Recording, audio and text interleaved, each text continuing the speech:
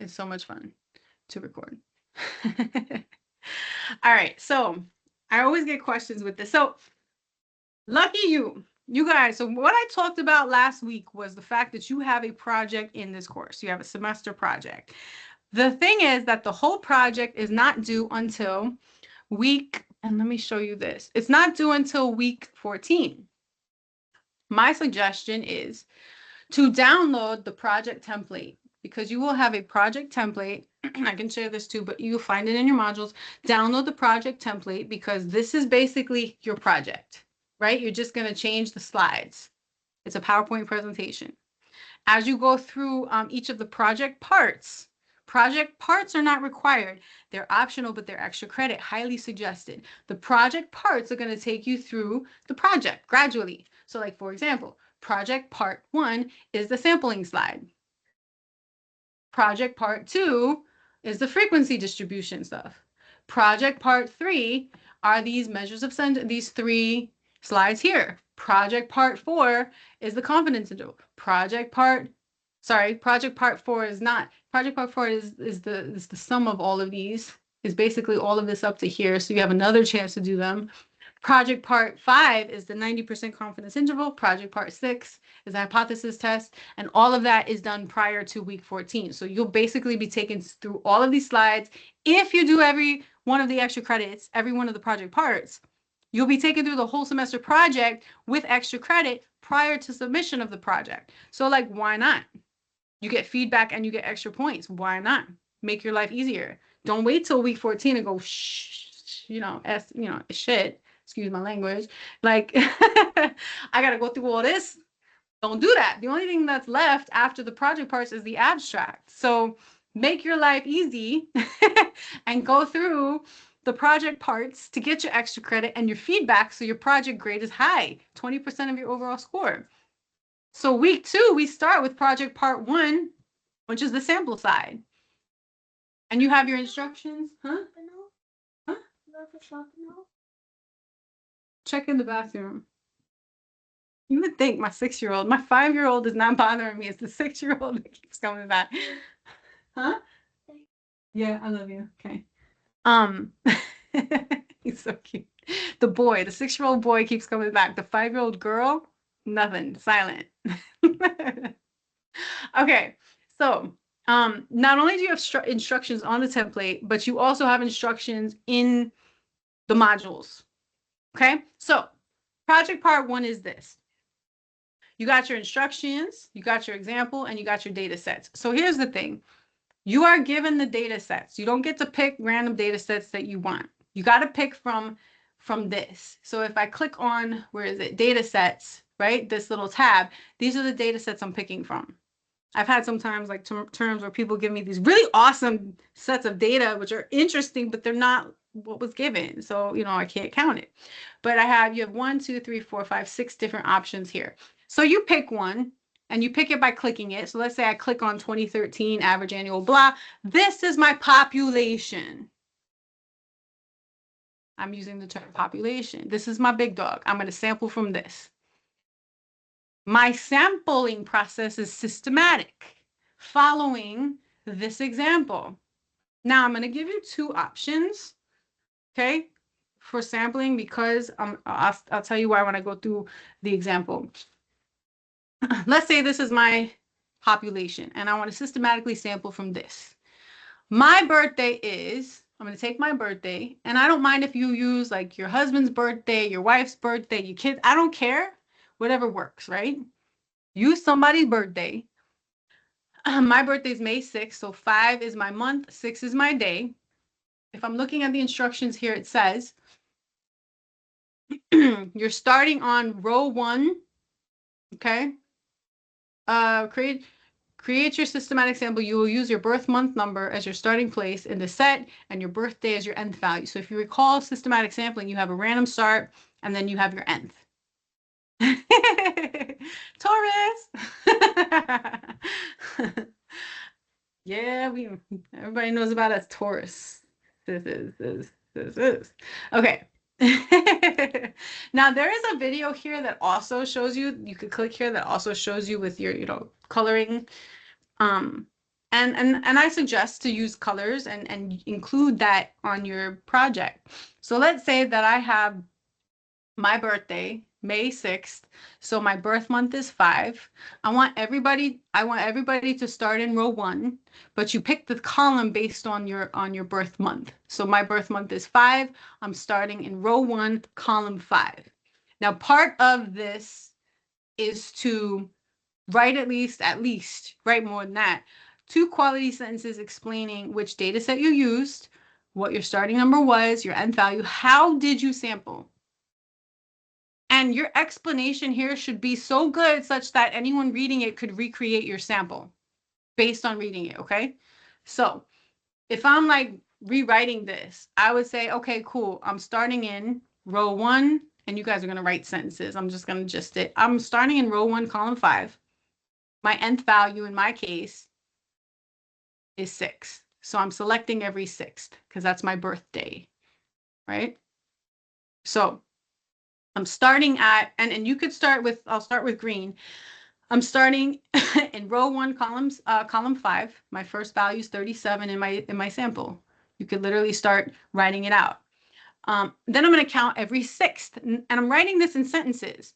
I'm counting every 6th, to continue to sample. I'm sampling systematically. So 1, 2, 3, 4, 5, 6. I land at 142. That's part of my sample. I continue. 1, 2, 3, 4, 5, 6. 97, part of my sample. 1, 2, 3, 4, 5, 6, 12, right? So I'm sampling, right? Keep going. You might find patterns happen. Some of you will, some of you won't.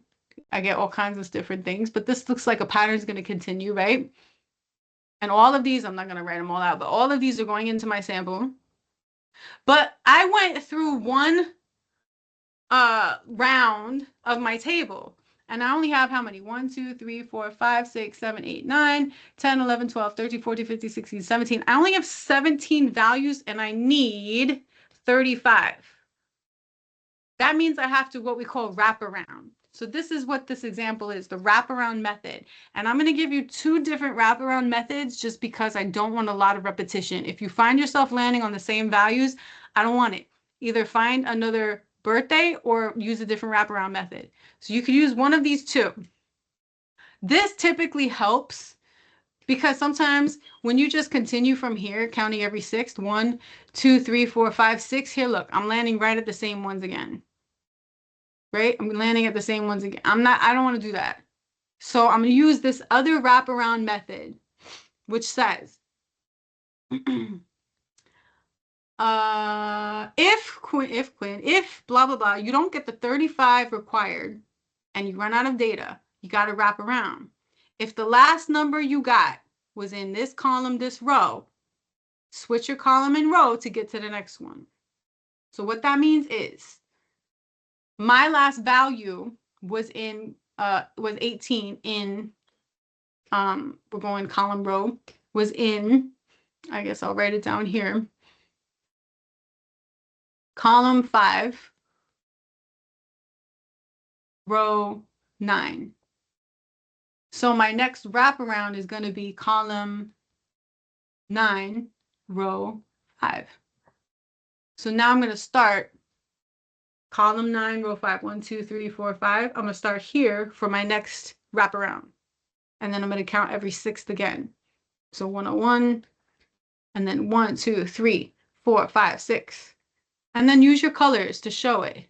1, 2, 3, 4, 5, 6. Blah, blah, blah, blah, blah. And then I keep going the same way. Okay? The reason I give 2 wraparounds is because, 1, if, like I said, if I continue to count every 6th after this, I'm landing on the exact numbers. And I don't want a sample that has the same numbers over and over again.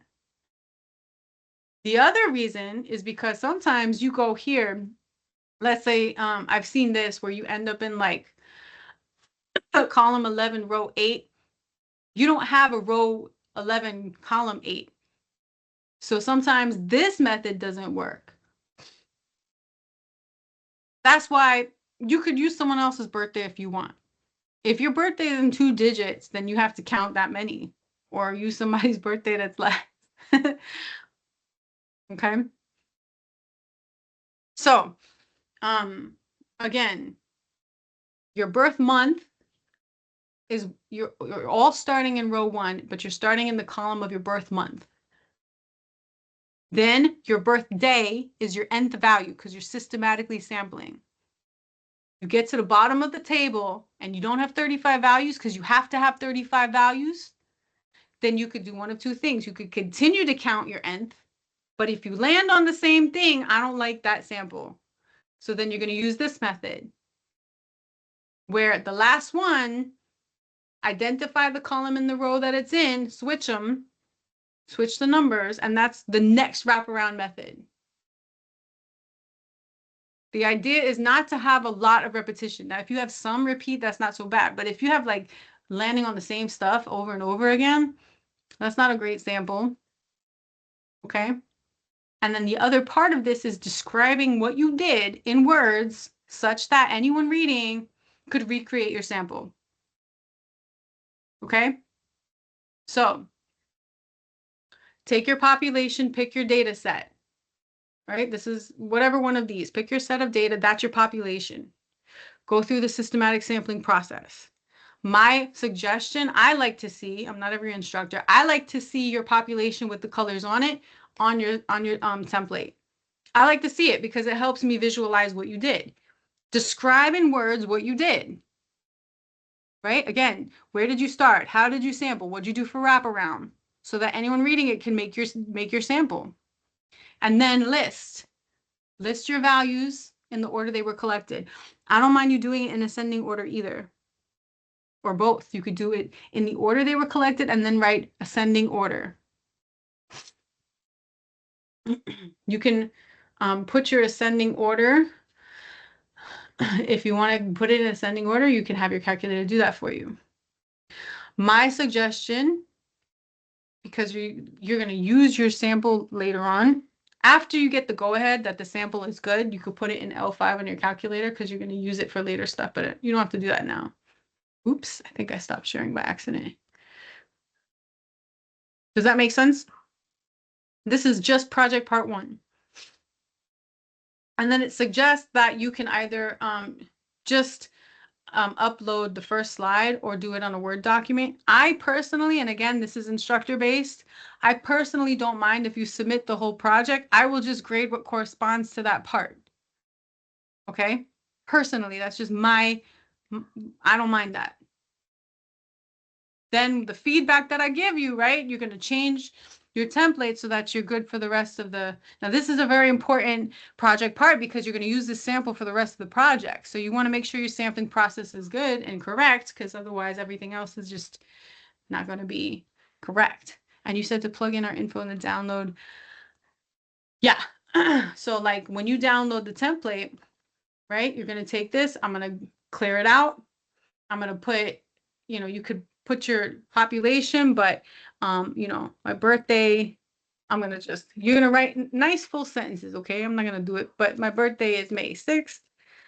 So I started in row 1, column 5, and systematically, blah, blah, blah, blah, blah, right? Counted every 6, da, da, da, da, da, da, da, da.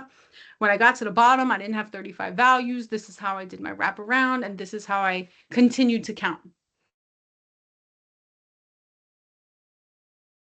I'm stopping the recording now. All right, let me know